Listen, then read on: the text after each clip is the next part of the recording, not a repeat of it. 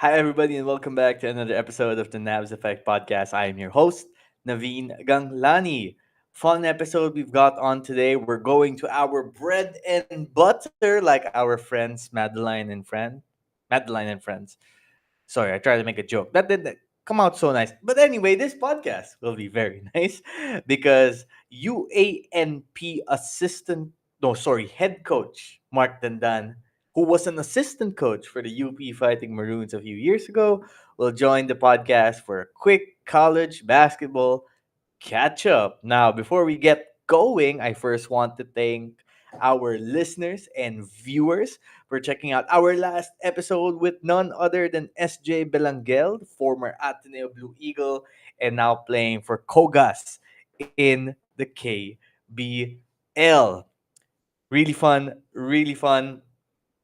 I was so happy SJ said yes to come on that podcast because I felt like it was a great story session. And of course, our viewers got to ask the important questions, such as why does SJ have so many umbrellas? That actually gave me such a laugh. No, but overall, it was a great episode. So if you're checking out this episode and you haven't checked out the SJ one yet, do check it out. I'm telling you, it's really fun. And if college basketball is your vibe and you're worried that episode focused more on the KBL than college basketball, that's not true. We talked a lot of college basketball actually. So go check that out. Anyway, for this, we have a few topics. We want to focus in on Coach Josh Reyes reportedly becoming the new head mentor for the UE Red Warriors. Of course, it's still awaiting confirmation, but just in case it does happen, Coach Mark and I will kind of discuss what that means for a team in UE that hasn't made the Final Four since 2009 when they made their last finals appearance.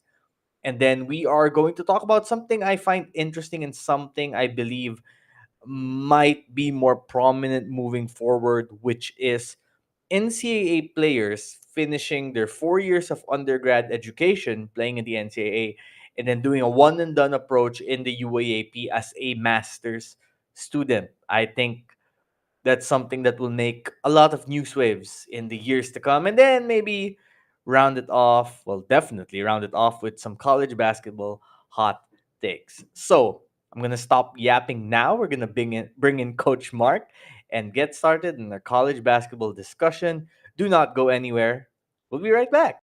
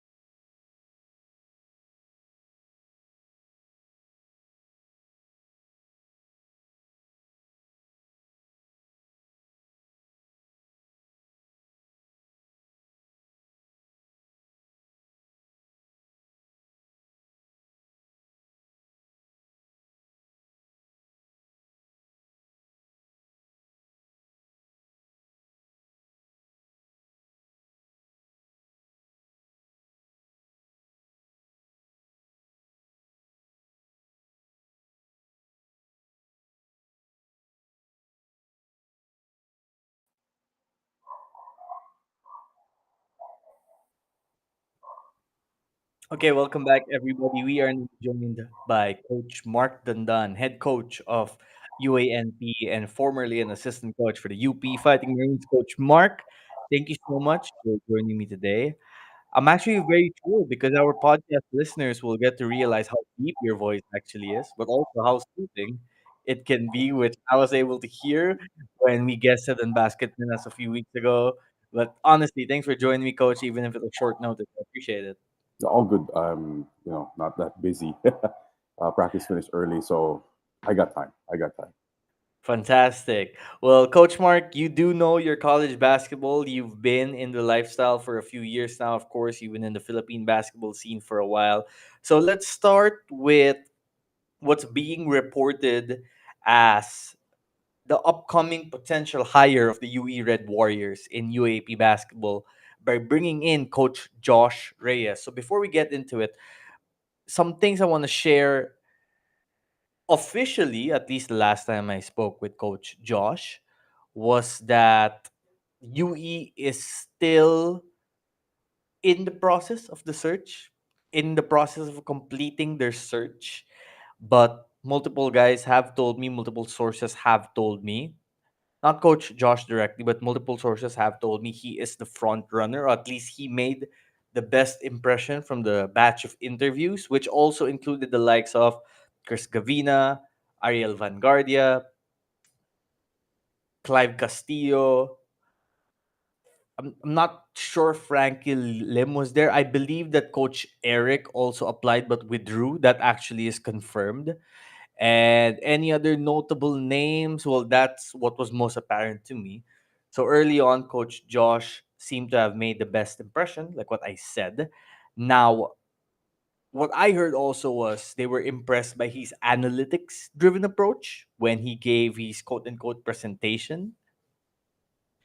He hasn't exactly picked out an assistant staff yet because, like I said, it's not a final appointment yet. But one more thing I do know about Coach Josh, despite the criticism, despite the quote unquote jokes about learning experiences that we've seen online from his days with Gilas U, he is to some degree in position to thrive in college basketball. Now, why is that? He has experience with Gilas U, so he has experience coaching guys in this age frame. He has good relationships with recruiting organizations such as Phenom Championship Clinic, Coach Brody and his boys. And we know that some of Phenom's boys, or some of the boys of UE, are represented by Phenom. He also has a good relationship with Phil Am Nation, another US based development and recruiting organization that sends players to the Philippines, such as your Henry Galinatos, your Xavier Luceros, your Jacob Balas, so on, Zayn Mahmoud, Alex Konov, Lian Ramiro. And of course, he's also well connected in the local scene because of his years being in the industry. He's an assistant at TNT with his dad, Coach Shot, as well. Coach Mark, do you personally know Coach Josh, or as another head coach who diagrams plays every day, watches film, prepares his team for competition? Based on what you've seen about Coach Josh Reyes' style, how do you think he would hypothetically fit in for a team that is looking to make the Final Four for the first time in 16 years? I think the biggest thing about UE hiring Coach Josh is what he just said. That network he's built throughout the years, his experience internationally, of course, with Gilas Youth, with the Gilas program itself. Tapos yung dinadala niya as a young coach. There's I feel like there's a generational gap between the older coaches here in the Philippines versus us younger, the quote unquote younger coaches. So iba yung the perspective of a younger coach will be different. It will be a breath of fresh air. I feel like for UE, something they've needed for the past 15 years of mediocrity. And what Coach Josh can bring in terms of X's and O's, we all know who his dad is, right? That in itself, having Coach Chot in his ear, and plus all that experience he's had internationally and in the PBA, it just bodes well for the UE program moving forward. Is that generational gap something that's really significant? Now, you're hearing a change in tune, not just with the players, but with the players' agents nowadays as well. In my conversations with agents, they're like, listen, we don't want no old school coaching style anymore. We don't want someone who's going to try to lambast you or humiliate you in public. We want someone willing to work with the player and help them in development and kind of, basically not do the, I don't want to say violent because it's not exactly violent, but Mhm. very opinionated, sabihin na lang natin, a very opinionated coaching style. So based on your experience, have you noticed that there's a change in the mindset of the players today in the Philippines? Or do you think that a lot of the young players are still, open to the old coaching ways? And how do you differentiate old coaching ways and new coaching ways? I feel like a lot of the older generation of coaches really, number one, they look. I don't want to say they look down on it, pero analytics is it's different. Crunching numbers, and older coaches will say they rely on the eye test, things numbers cannot gauge, which is true. But in this day and age, it's something you need to, the eye test, you temper it with analytics, the analytics, you temper it with the eye test, and your gut feel as a coach, something, how you understand the players. But a lot of young kids nowadays, speaking from experience, they don't respond well to all the yelling, all the shouting, all the things you can't say on air. It's that kind of old school approach that doesn't jive with the younger generation nowadays. So, wag mong sigawin, "Uy, lalaki ka ba?" Or No, stuff I like don't that. like. I grew up being coached like that, and I understand it will work from some guys who respond to harsh criticism na ganon in their face, and then you're shouting at them, para up, and calling them out in front of their teammates. But it's different now. Kids, they like. I don't want to say you hold their hands and then you baby them. It's not like that. It's a different approach and something. They respect you more when you can temper yourself and not just be an agitated guy shouting all the time. I think your dog agrees with us, I coach. He know. seems to be very passionate as He's well. angry. He's angry at something. Angry at the old school coaching ways. You know, some coaches might say the old school ways would build toughness, right? Yeah, Or yeah. develop that sense of toughness. Now, I don't know how your dad was like. Was he old school or new school in that regard? I'm gonna guess the former. But he evolved. Um, He evolved eventually. he evolved. Yeah, yeah, Parang yeah. Pokemon lang yan, di ba? Eventually, you have to Yeah. evolve. Do you feel though that particularly on defense where it's a little more physical because of the lack of the old school approach, the new guys might not be as tough? Or do you think it's pretty much the same? Well, look, for me, toughness is inborn. It's something you can't teach. If the guy has it, the guy has it. You can't squeeze blood out of a stone. If the guy is not as tough as player A isn't as tough as player B, you can't make A and B the same things, right? So you have to be able to approach it differently. And I feel like Coach Josh, with this I guess younger perspective, tempered with his experience with the older coaches, he has that blend na able to connect on a different level with the younger players. Of course, he's going to be able to recruit. He's going to have holdovers, pero the important thing is he's able to recruit kids that fit not just the system he wants, but the mindset and the identity he wants to build with you. Do you think the dribble drive system could thrive in the UAAP setup? So it'll always be like there because by nature, Filipino players are more um, closer to who be able to execute dribble drive by nature. I I believe so. Pero and I see the comment by Zoe in here. And it's unfair to look at his records.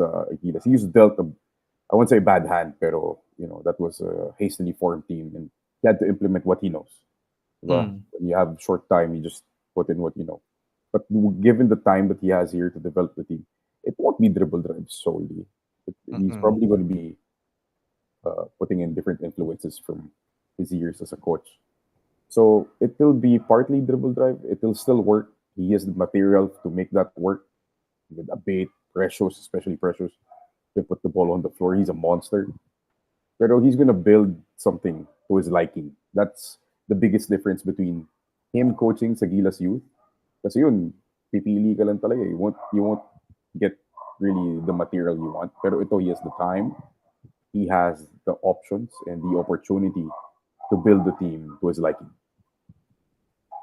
what is the dribble drive system? What are the core fundamentals of it? Because I think a lot of people assume it's basically you get the ball, you dribble, you drive Yeah. in, and then you pass to nothingness. But Well, what's the purpose of the actions of the quote unquote dribble drive system? it's based off the old read and react system, which every coach in this world should know.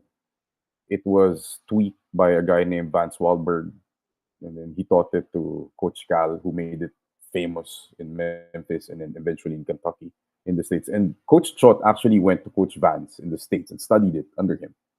So that's why he was able to bring it here, implemented it with his Gilas team, which was very successful. Pero he built the team, handpicked yun for dribble drive. Jason Castro, Jimmy Alapag. He had Andre Blatch eventually, Marcus Doutet, who was a great post.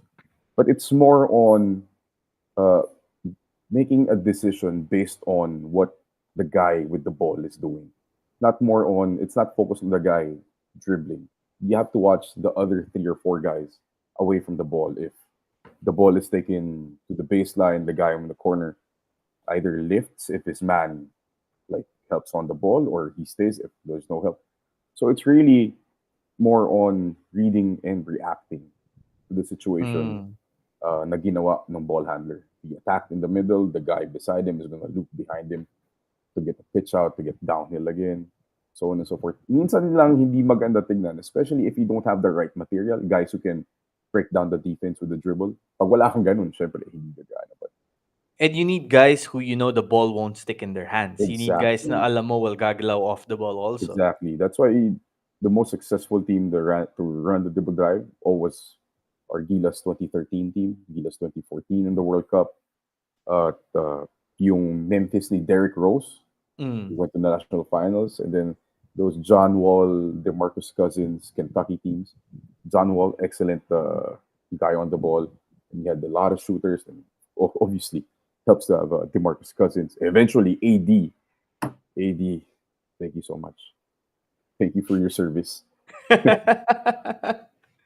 Still in shock, but So it's hard to have Luca play off ball in a dribble drive oh system. yeah, Is what you're saying. he Yeah. needs the ball. I think LeBron would be better off the ball than Luca. Right. You know, Mhm. you were with UP before all of the recent success. You were Oh yeah, with UP before Coach Gold. You were under Coach Bo's staff. yeah, So when you entered that team, yes, it was the beginning of the rise to not even prominence, just not being at the bottom of the standings. No, yeah. you guys did make the finals eventually in 2018, but you have seen really both sides of the coin. The side where you don't have the funds, you don't have the resources, you don't have the sponsorships that other schools do, that LaSalle or Ateneo, UP now do, but you've also seen the side where you start having funds and you start having these sources to recruit players, to provide better ways to improve the team. And now UE, I think it's fair to say they're in the lower end of the spectrum, with all due respect to everyone who helps the team compared to the other squads in the UAAP, the squads you're trying to beat. They're in the lower end of the spectrum when it comes to the financial and the resources side of things. So even if you do get a head coach who's knowledgeable, who's experienced, who has good relationships like Coach Josh, who can bring in key guys, who can bring in a system, maybe a culture. Does it still feel like you're behind the eight ball because of the lack of the financial stability there? I mean, is it possible for talent, culture, system, relationships to get you over the top without the financial war chest? So with all honesty, you need money in today's game. You know, even in the US NCAA, they allowed the NILs already, and then it's really changing how kids are being recruited. In here, it's kind of the same.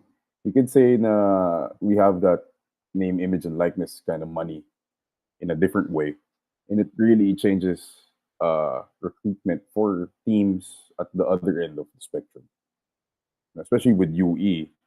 You know, they haven't had an identity since that 2009 finals team with Paul Lee, Elmer Espiritu, and those great group of guys. Pero, you know, the hardest thing to do is you have to win. When you win, sponsors will come in. It's not sponsors and then winning.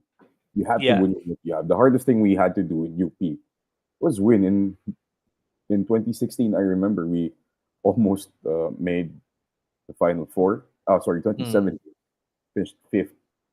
It felt like we won the championship because suddenly, people are saying, "Oh, you want to help out?" Ito ganyan.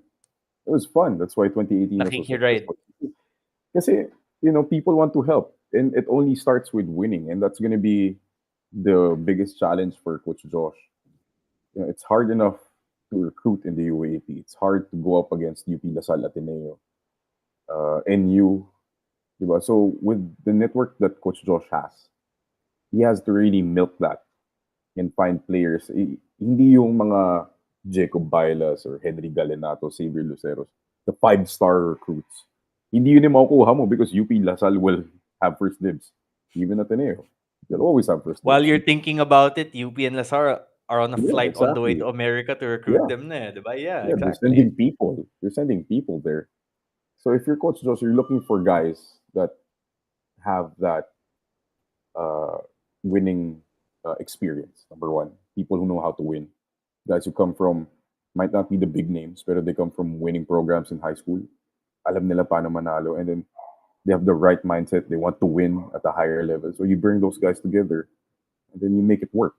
That's the hardest thing. That's the hardest part, making things work, trying to win, and then the help will come. Yun yun. Hindi pwedeng pera muna tapos panalo eh. Kailangan manalo muna talaga. Based from your time in the UAAP, when you do bring in these sponsors, there is the risk, right? Of the Yeah, quote unquote too many chefs in the kitchen. yeah, Now, it's something always. that I've heard honestly with all schools, all programs over my years covering. Now, some are more drastic than the others, but there's always someone from each school who will say, too many people are voicing their opinions, too many people have something to say, which, to be fair, isn't just basketball, isn't just college basketball, it's really any industry. I mean, I'm sure we've all worked in different places where we want to do something, but then there are too many voices, quote unquote, what we call politics, even if it's not politics per se. But we know it's there, right? It's just part of the environment, and you have to learn how to thrive in the presence of it. But in your case, in the context of college basketball, when you do bring in all these sponsors, how high is the risk that suddenly you have so many more people to appease, to answer to, and sometimes they could be contrasting beliefs, but at the same time, you have to play a balancing act because, the sponsor could, hypothetically just be like, sige, pull out ko na lang yung pera ko. And now suddenly when they say that, I mean, the allowance you promised certain players, oh, where are we gonna get that from? Or the trip we wanted to take out of town, oh, where are we gonna get that from? I mean, how delicate is that balancing act? Well, it's the way sponsors see it. You're an investment. Diba? In any investment you want to do, you want to see returns. And ang mahirap sa basketball, the only return that they get are wins. Because the more wins the team gets, the more your name, your company, or whatever gets shown in the lights, right? Mm, So yung returns mo have to be immediate. And in truth be told, a lot of these sponsors, may mga demands, certain demands that A and B have to be met. So I'll give more, mm. or this person has to be there. So you know I can help more. I-recruit niyo yung anak ko. Oh, ganun. Or you get you want to recruit player A, pero kailangan kasama si A, B, and C, B, and C, and this guy. That's kasama yun. And then I'll help you, right? And then Mm, I'll help you get this player, this whatever. I'll give you support. And that's the reality. Because people want to be part of success. They want to be part yeah. of success of things. And with the success of UP in LaSalle, especially in UP, diba, it's, a lot of people want to help out because they're so successful nowadays. And back in 2013, 2012, nobody wanted to be a part of our team, right? They didn't want to be part of that 113 team, 014. Kasi walang exposure for you eh. So if now that they're winning, who's at the front, right? Mm. Not the team, but the sponsors, right? Correct, correct. Gusto nila yun, and that's what really drives a lot of people to help out. But again, they demand returns, immediate returns. Panalo, championships, this guy in the team. And that's a reality. And I think everybody knows that here. Oh, for sure. And not just here. I mean, look at the Dallas Mavericks. They didn't. Yeah, Those new owners didn't want to pay Luca at yeah, supermax. They're like, let's trade him away. I mean, with no regard at all for the emotions of the yeah. fans who, you know, are just absolutely invested in their favorite players and favorite teams. It's a business for them. It's It's about a the business figures, right? at the end of the Exactly. I day. mean, Yeah. and it's not just in the NBA, it's the UAAP too, it's the PBA, it's basketball everywhere. It's, sports at the purity of it, at the heart of it is competition and passion and energy. It's life imitating art through sport. But to get these leagues to run, to get these, events to run, it's first and foremost a business, which is just the reality of it. So before we let go of this UE topic for now, I should also say that Precious Momoe is still undecided Oh, okay. about what he's gonna do next. One option is he goes back to UE and plays out his remaining 3 years as a Red Warrior. Another option is he moves to another UAP team, which I'm not gonna reveal what he's considering. But there have been a lot of rumors circulating lately, and that would leave him with 1 season left Oh yeah, of yung bagong eligibility rule. due Yeah. due to the new rules. Yes, he would be a championship contender, playing for a championship contender if he does transfer to the school. And no, it's not the Los Angeles Lakers, although at this point it might be a little believable that the Lakers can do and get anyone they want. um, but we'll see. We'll see what his decision is. I'm sure many people are eagerly anticipating it. It's honestly the first domino to fall in the college basketball offseason. Yeah, that's true. Exactly. And if you want to see your favorite teams play, well, you can always check out the Pinoy Liga Next Man Cup going on right now. Shout out to my guy Benny Benitez. Okay, Coach Mark. So there's another topic I want to bring up because I was talking to the representation of James Payosing of the San Beda Red Lions. Now, if you guys will recall, James was the NCAA Season 99 Finals MVP.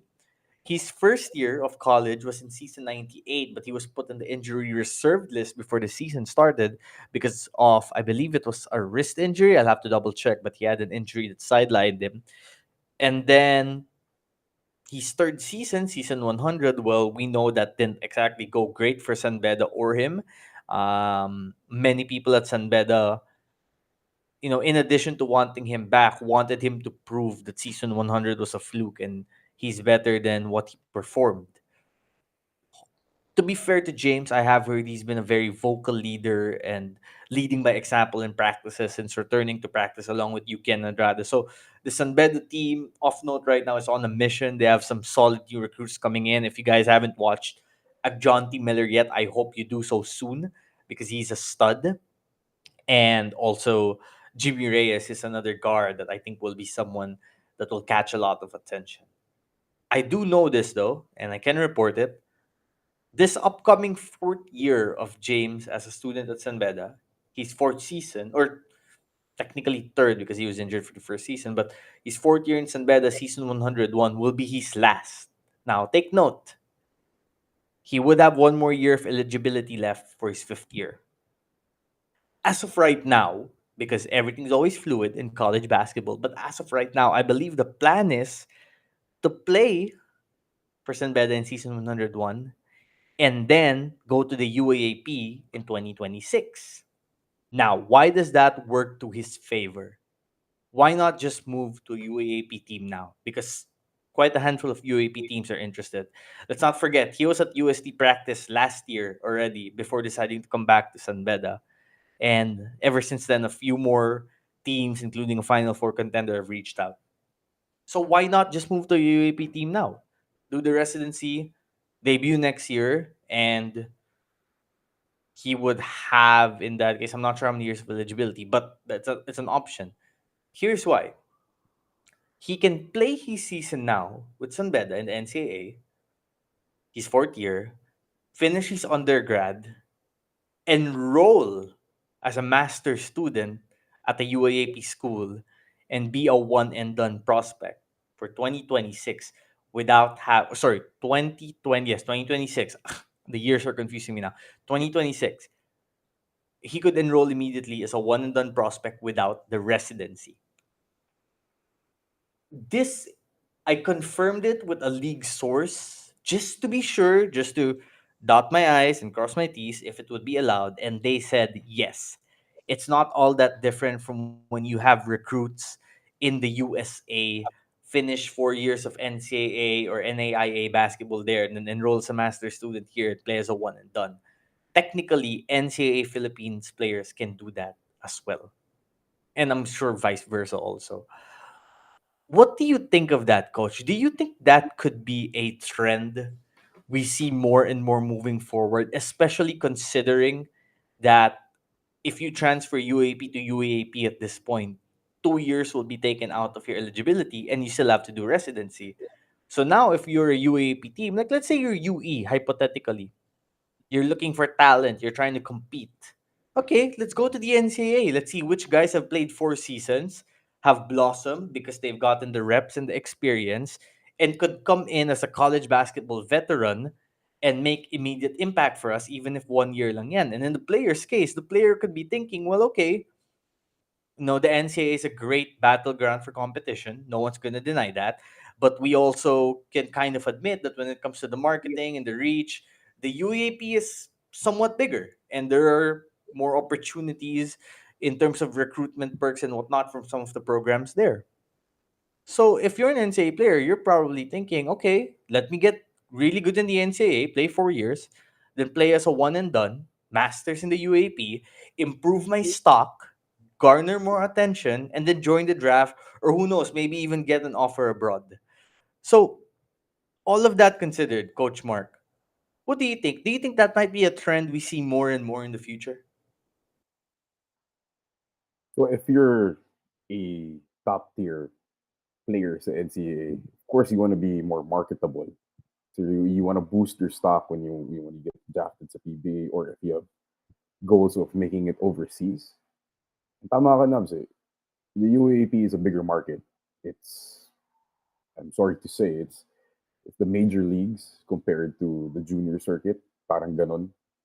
And there's no denying the marketability of being on a UAAP team, regardless of whatever team it is. But I guess the problem would be if you're a guy like James Payosing and you're being recruited, for example, like DLSU or UP. If you want to be a featured player, you won't be a featured player there. You'll be part of the cog, you're part of the wheel to get the championship. If you want to be a featured player, you want to boost your stock, you want to be the guy, you go to NU, you go to UE, you go to UST, where you can be a starter, get heavy minutes, and put up hopefully decent numbers. Because if you go to those UP, DLSU, probably eventually UST, with the way they're recruiting now, you just be part of the wheel. But if you're James Payosi and you want to be, you know, given the most exposure, it's either you step up to LaSalle, you step up to UP, you're there. Look at what Cyril Gonzalez did. He was in UP, he Mm, didn't get the playing time, and he went yeah. back. Diba? That could happen. That yun yung magiging cautionary tale for you, aside a Cyril Gonzalez kind of thing. So if I understand what you're saying, it's essentially yes, it's a good idea. You get the marketability of the UAP, but there's also the risk that you lower your stock because para Yeah, mabangko ka or you don't get as much playing time or yeah, the ball or usage as you did in the NCAA. yeah. You'll be one of the guys, and if you're nandun ka sa top three teams na yon, yeah, you can compete for a championship. Pero yung kapalit nun, you'll be one of the guys. You're not, you won't be option A, option B. See, I agree with you, but also to some degree here would be this would be my counter, which is I've spoken to sports agents over the years, and one of the things I ask about when it comes to prospects of college players coming out of the amateur level and then joining the PBA, we're using the PBA as an example in this case, because really most players still go to the PBA. Only a handful of guys will be going to Korea or Japan.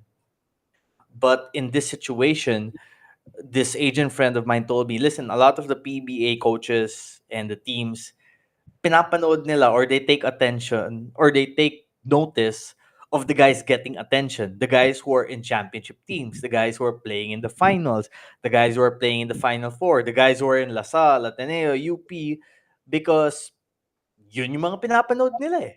That's not to say that the other teams, like, if, like, Jerome Lastimosa, everyone knew him, right? Paul Lee, everyone knew him.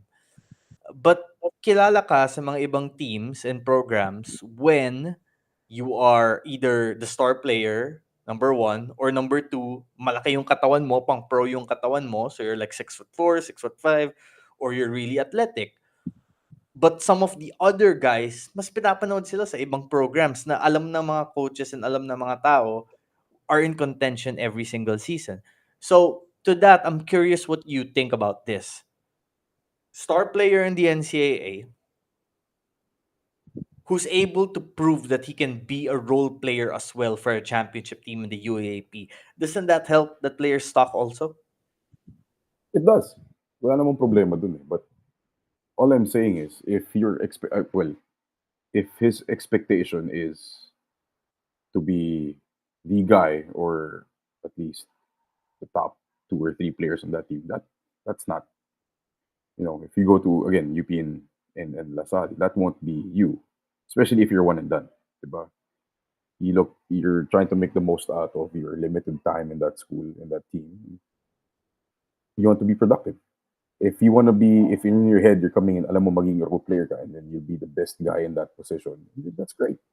And then Mm. in PBA teams, they draft weird. PBA is just a weird draft. They don't draft logically sometimes. They draft minsan by need. There are teams that draft by need, but most of the time there's no logic in what they do. So if you're a guy that has a specific skill set, you're a defender, you can shoot, you're a multi-tool guy, you're 6'3", you can defend multiple positions. You're a first rounder for sure, or Mm. early second rounder, regardless of how many points you put up in college. Diba? So if that's something you can prove, and Payosing is could be a great two-way guy. Kung, if he can prove it this season, he'll probably make it easily.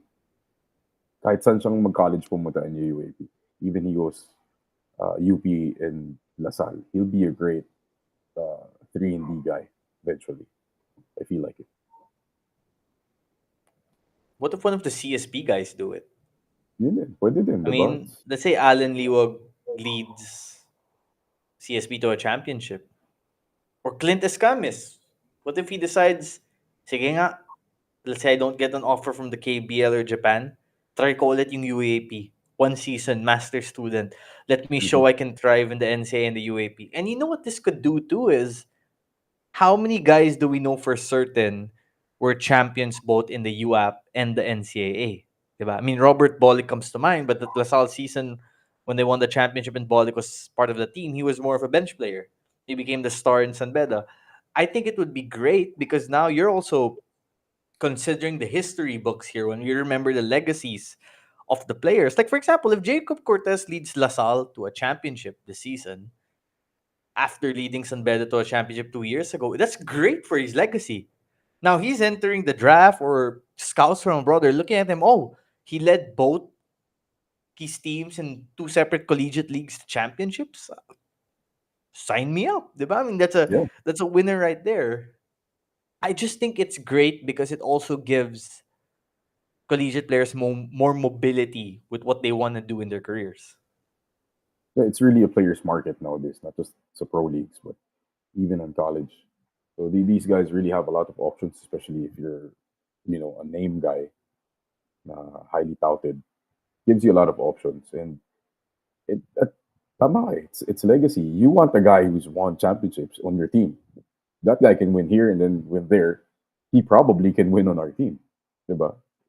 Parang 1+1 lang yun. So if a guy like Jacob Cortez can do that, what you said, or if Alan Liwag wins here, and then tatawid lang siya ng kalye to Lasal, diba? When Michael Phillips eventually leaves, Exactly. tatawid lang siya ng kalye. That's all he has to do. Exactly. And then win one more there. He's probably top 3 pick. 1,000%. A Yeah. thousand percent. And in the meantime, we I mean, I know the pro pay is better because you're a professional player, but he's gonna get a pretty good allowance from LaSalle also while he's For at it, sure. right? Oh, Exactly. just Anyway, for one that's year, a they're gonna splurge. They're gonna splurge. exactly. Anyway, that's a great conversation, and I think we'll be having more of those conversations in the upcoming future. Coach Mark, let's do the college basketball hot take segment now that we discussed earlier. I'll go first. Okay. Now, this isn't related to what we just discussed because, like I said, it's good. However, if you just decide to play in one collegiate league, I believe number of years of eligibility should be 4 instead of 5. If you decide to just play in one league, I feel that with the amount of basketball talent we have nowadays, all the guys coming in from high school locally, the guys coming in from the provinces, the guys coming in from abroad, and the limited amount of collegiate programs and teams that could give them the avenue to portray their abilities and develop as players, ang bilis ng turnaround, and I think 4 is better than 5. At the same time, I think 4 instead of 5 would also lessen the volume of transfers. Guys transfer because I mean, first of all, if it's 4 instead of 5, the UAP needs to get rid of the 2-year out of the eligibility rule. Yeah. Which is why, at least for me, instead of the 2-year eligibility being taken out, I would have preferred they just lessen the total number of years of eligibility available. Because if you have 4 years max, let's say after your first season, hindi maganda pinakita mo, sige, lilipat ka. Tapos you'll sit out 1 year, isang matatanggal sa'yo. O now you have 2 years left to prove yourself. Right? I feel it would also give high school recruits, high school graduates, more urgency to make the right decision rather than being like, sige, I'm just gonna take what's the best offer now and figure it out later since my 5 years naman ako. Now, if you know you only have 4 years instead of 5, you're like, oh, wait lang. Yeah, maganda yung offer, pero what if it doesn't work out? What if I don't get a lot of minutes? What if I don't become a pro? Now, you really have to think. How do you feel about that? 4 instead of 5? Well, I wasn't a fan of no 2 year residency rule. Even if you're transferring UAP to AP, just takes away a lot. I mean, you look at Jerry Pingo, you look at Hubert Kani, how that affected their path as basketball players. They're destined for greatness, tapos they got stunted. Excuse me, they got the short end of the stick. So I agree. If instead of just punishing kids for transferring, essentially, just bawasan nyo na lang yung playing years available. Just make it 4. Because some of these kids won't even finish the 4 years. Diba? They just keep going. And to expound on that, to add the hot take, akin lang, they should lower the age. Mm. 25, make it 23. Why do we have 25-year-olds playing college ball? There's Yeah, a even 25 there's a that's 25-year-old strange, man. playing against a 19-year-old. That's Yeah. weird, diba? 25 You is pro for me. You're not yeah, a college we player at have 25. we have rookies who are 25-year-olds. That's not a rookie, diba? If Yeah. you if you like reverse it, that's an 18-year-old going up against a kid who just turned 13. Ganun yun eh, in perspective. So I'm all for lowering the age limit. Maybe 23 is reasonable, I think. That's enough. 25 is too much. Because it also clogs the pathway for the younger players. Na antayin mo pang graduate si ganito. Absolutely. It really clogs up the system. So with lowering yung eligibility to 4 years and lowering the age, bumibilis yung turnaround. So you have to Mm, recruit, you have to teach, and then it really puts the onus on coaches to find kids and teach, make sure they're ready, absolutely. di ba? Hindi natin pinapahirapan yung mga coaches pero kasama sa trabaho yan, pagtuturo. I like that. So that's your first hot take. I really like that, and I agree. I would go down to 24 first instead of 23, but eventually I think 23 is the number you're looking at. 23 for college, kasama na masters. I think Yeah, that's where that's it fine. should be. Yeah, You're 24, 25. It feels like pro ka na. And also just to back up that point as well, a lot of these guys want to play MPBL, yeah, right? yeah. Semi pro. like the PBL back in the day. So if you look at it, technically, I mean, they already do this, and now the NCAA, rightfully so, in my opinion, have stopped allowing players to play in the MPBL.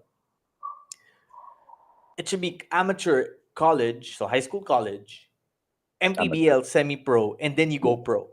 right? It Yeah. makes sense. So if I think what your hot take and my hot take did was go hand in hand. Lower to 23 or 24, deduct the total number of eligibility years, and then you leave the amateur ranks, you go semi pro. It would add a lot of excitement to the semi pro level as well. And then you Always go fresh pro. blood. Yeah. Exactly. Yeah, That's the right. pathway. And You're right. yeah, That's and the now you pathway. don't have like, top tier recruits out of high school who had the ball and all those minutes in their senior year suddenly riding the bench in college so much, Or right? nasa And you team get B. this, or nasa team B. Exactly, exactly. I like that. Okay. My next hot take, not sure if this is so much of a hot take in today's day and age, but just get rid of the maximum allowed allowance value. You know how there was Nobody follows that. I mean, nobody follows it, Nobody but follows that. just make it official. Just make it official. Nobody follows it anyway. There was even a report that's 15K, diba, for I think it was the UAAP. I mean, just Okay. open Right. salary cap, or increase the allowed allowance. Increase it to like 50K or 70. I mean, look, inflation is bad. Things are expensive nowadays. It's not like when we were students back in the day. Mahal na yung ulam and rice na 65 pesos eh. Back in the Yeah. day, di ba? Like anything Yeah. above 50 Yeah. pesos, mahal na. Now it's not like that. I mean, food's expensive, transpo is expensive, this and that. So just put no value in the maximum allowance digit. And at the same time, this is why I feel most passionate about this. This was explained to me by CJ Cancino after his college career, and I 100% agreed with him right away. You have a basketball league. You have the best college basketball league. You're making money off one, having us play in front of millions of people, television and live. You're making money off ticket sales. Yes, you have an effort also, but we're the ones performing in the court. You're also making money off merchandise using our name, using our face, using our brand. And you're profiting in other ways, advertising, sponsorship, with us playing on the court for you. So with that said, with all the profit na nakukuha nyo because of us performing in the court, paano kayo magagalit sa amin when we decide to do what's best for us and we decide to get the money? Okay. I've also, kasi someone has also presented this argument to me before. Well, hindi ba dapat enough na yung free tuition fee or certain amount of allowance pang kain? Mahal naman yung tuition fee, right? Well, here's my response to that. If you're a coach, like Coach Mark over here, or if you're working in media like I am, Coach, until what age can we do our jobs?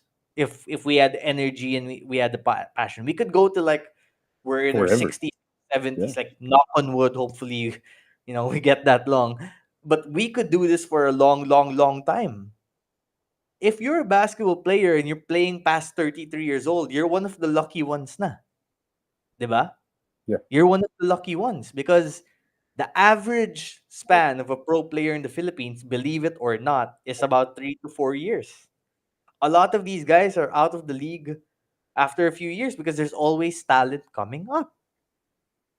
Or you have one unlucky twist of your knee, one unlucky freak incident, and suddenly it's all gone like that. Your main money source, yung kabuhayan mo, it's gone. So, if your window of opportunity is very short, and it could end just like that because it also depends on your physical body holding up to a level that normal people just can't comprehend. Because trust me, even if you guys know how hard pro athletes work, you will never completely understand it unless you've been in their shoes.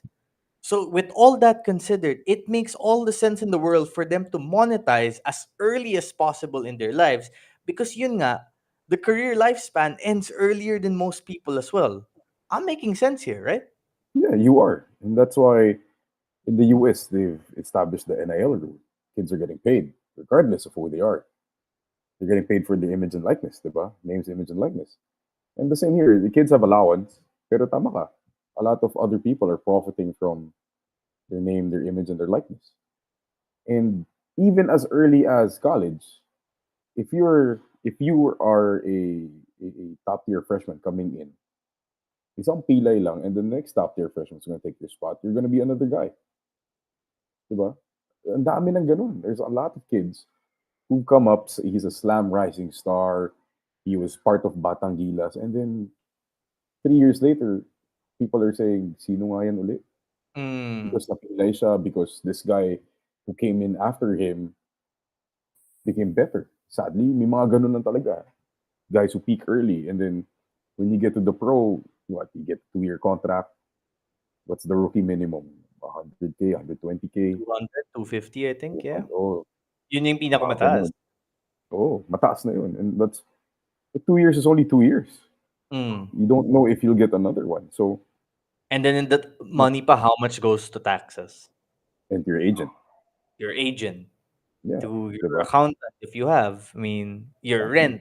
Yung mga Your iba expenses. magpapadala pa sa family nila, 'di ba? Yeah, nabubuhay ng pamilya. So, you have a limited amount of time for a person na, I always say this to my kids, the pros, katawan ng puhunan. Yun Mm. talaga.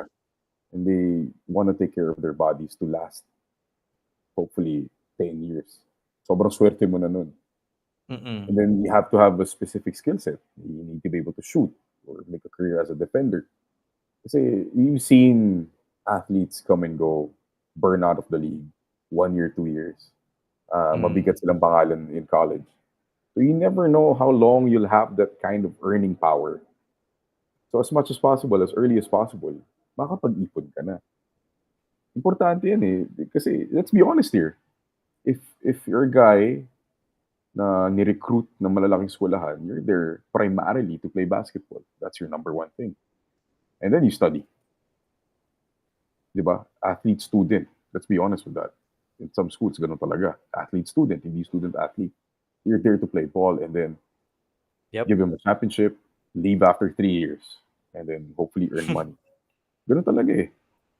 So as That's much as so true. possible, Yeah. yeah, Go for it. you want to earn money as early as possible because ito yung puhunan mo eh.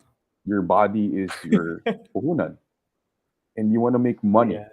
Kasi you're feeding your family, you're sending your younger siblings to school. May Mm. mga ganun eh. May mga ganun players naman talaga eh. So, it's Yung mga different iba for may every anak player. na, maaga, Ayun pa. oh, 'di ba? At Oh. 17, at 18, may Yeah. pinapakain. Different motivations. Pero yun yung katotohanan. So these kids really have to maximize the time they have as healthy, good basketball players. As long as they can make as much money as they can to secure a future for themselves. And, if they're lucky, make a career out of it. Be Yeah. like Homer Say. You remember Homer Say? Mm. Saved a lot of money in the PBA. He wasn't a superstar, pero he's a really good business going on, as far as I know. So, Yeah. because of yung puhunan niya sa PBA. Yun yung Mm. gusto mong Correct. mangyari, Ideally, exactly. ideally. Ideally. And it's also hard to recreate yourself, right? I mean, if you've been training nonstop to be a top tier basketball player from like the age of, you really start training ideally at the age of like 8 or 9, right? As Yeah, in, sineseryoso mo na at that point.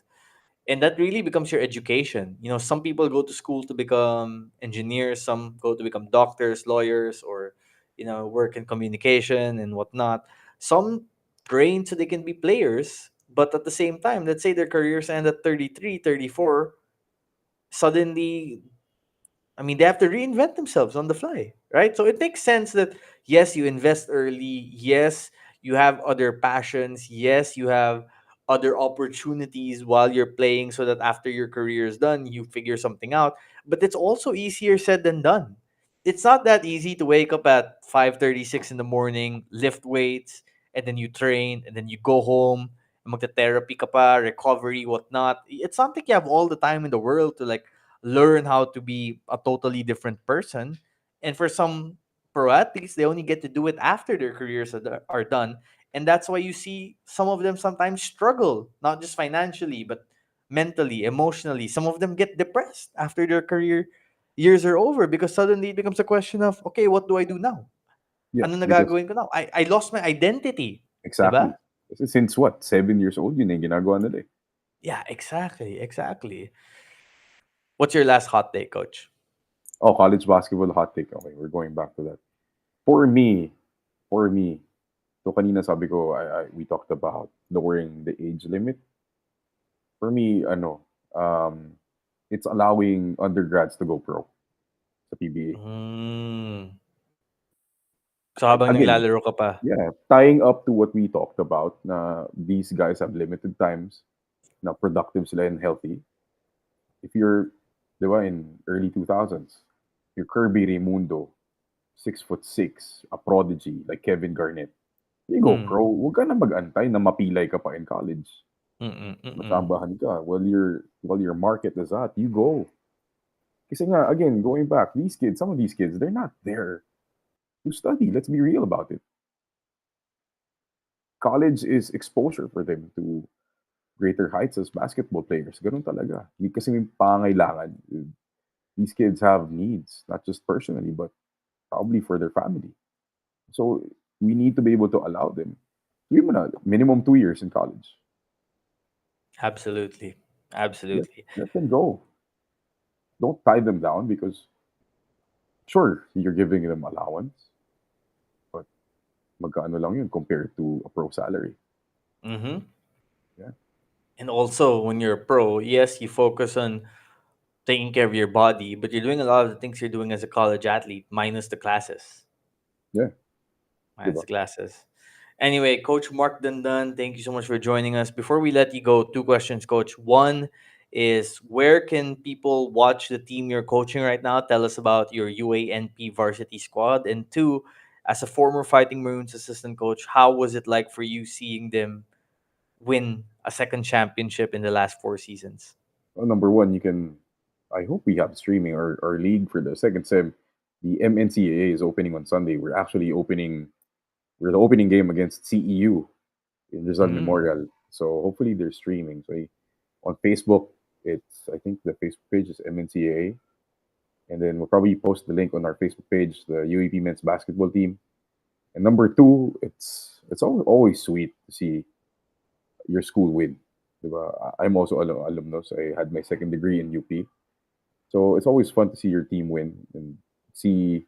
I know where we came from 2011 to 2019, from the gutter to the top.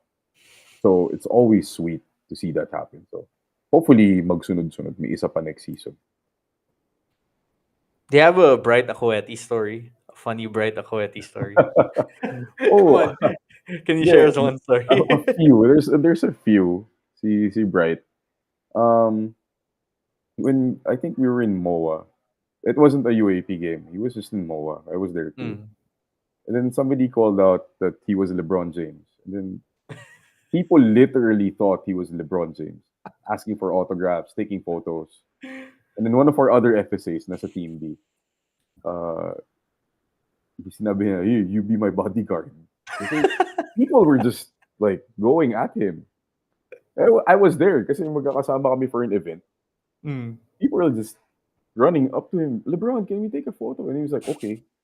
And then he was just saying yes to everything. I can't believe like people didn't know. Oh my god. Maraming tao eh. Then Bright is a clown sa practice. Bright was a clown in practice. He always make fun of. And that year na we had Richie and Kobe Yeah. in 2019. Oh, he'd make fun of Kobe a lot. And Kobe was cool with it. But Like what kind of jokes were was he using? no, anyway, he was just telling Kobe, no, you can't dunk on me. You can't dunk on me. And Kobe would try his best in practice. Like pag nakita niya si Bright, he'd go down the lane and try to yam one on him. Mm-mm. He didn't get one. He didn't get one. So Bright So, won. true or false, the legend of Bright Akoeti and eating entire an entire crispy pata is accurate. Oh, yeah. Yeah, yeah, yeah. Madali kay Brighton. Walang kanin though. Walang kanin. Walang kanin. Walang kanin. May Ulam sauce, may lang. sauce. May sauce, may ulam. Ulam lang siya. Yung ulam Isn't lang it siya. amazing? It always amazed me how medyo lean pa siya at Perpetual and he got to UP. He got a little chunky, Yeah, diba? chunky. Was it because the food? Yeah, he is eating more. But he had to because he was facing bigger imports in the UAP. He had Yeah, yeah. Kwame, uh, Fabio was fast. Sino pa ba? I forget the Um, and Adamson, the big dude. Everybody was bigger than Bright in the UAP almost. Diba? wow, wow. Yeah, In yeah. LaSalle, I remember the 2019 LaSalle team had Brandon Bates, the kid from New Zealand, Balti. It's a huge Mm-mm. lineup. So he was the smallest FSA in my opinion. So he really had to bulk up. It's crazy to think once upon a time he was super athletic in the Yeah, NCAA. The way yeah. it was nuts. Anyway, coach, thank you so much. I appreciate your time. God Thank you, bless, and thank I'm you, already looking forward to having you back here. Great thank you very much. conversation. Thank you, coach. Appreciate it. Thank you so much. Okay, everyone, that was Coach Mark Dandan joining us. I agree, Fran. Very solid episode. A lot of fun, great conversations, and it's always entertaining to go talk college basketball. It is our bread and butter, like I said. More episodes to come for the podcast. We have something on Friday. I'm guessing it's going to be actually it's most likely going to be about the NBA trade deadline and where my guy Jimmy Butler ends up. um, Golden State, KD to Golden State, Jimmy to Phoenix, Wiggins to Miami, starting to gain some traction. Starting to gain some traction. But yeah, we'll see when it's all set and done. And the next week, no specific plans yet. I'm working on it, but it's been really fun doing the podcast this year. I feel like we're going very versatile with everything we're talking about and the different guests we're bringing in. And I can't wait to explore more. Good night, everybody. Appreciate y'all, whether you watch this live on YouTube, Facebook, Twitter, or playback, or if you're watching it on replay on Spotify. Thank you so much. Come back next time. And if you're a first time listener, thank you for giving us a shot. Peace.